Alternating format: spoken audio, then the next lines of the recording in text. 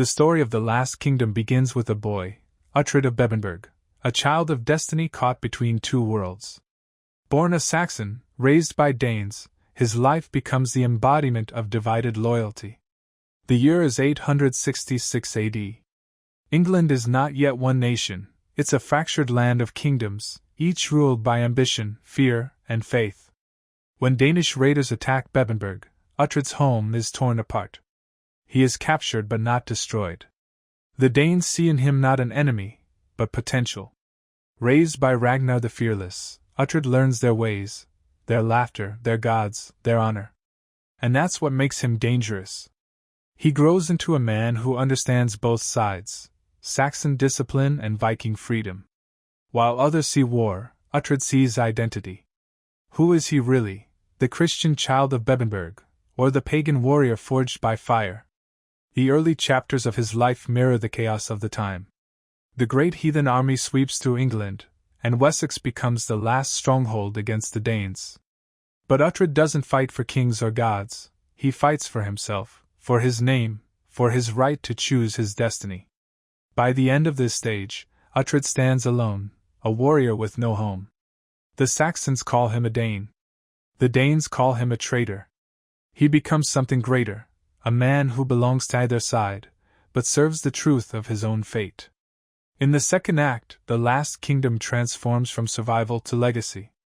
Uhtred meets King Alfred the Great, a man of faith, strategy, and relentless vision. Alfred doesn't just want to survive, he wants to unite England.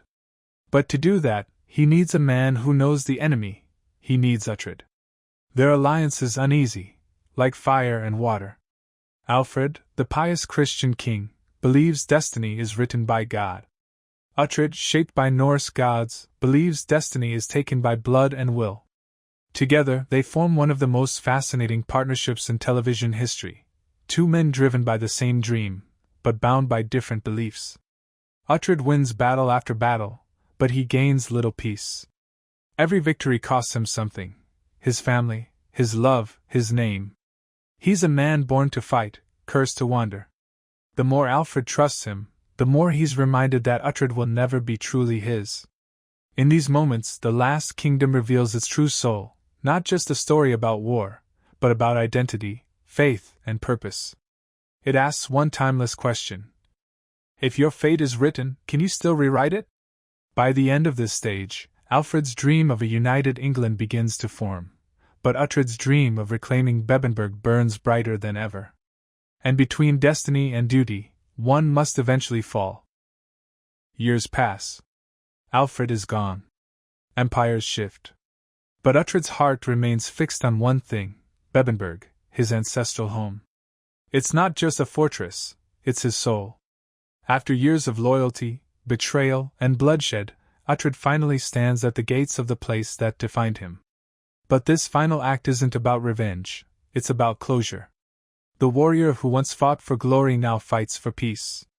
He's no longer the boy torn between two worlds, he is both worlds. The Saxon steel and the Dane spirit live within him. When Uhtred finally reclaims Bebbanburg, the story comes full circle. The farmer's son becomes the lord he was destined to be, not because the gods willed it, but because he chose it. And in his victory, there's no celebration, only understanding. That destiny isn't about where you're born, it's about what you become. As the series closes, his voice echoes the words that define the entire saga. Destiny is all. The last kingdom isn't just history retold, it's a reflection of humanity's oldest battle: faith versus freedom, loyalty versus self, and man versus destiny.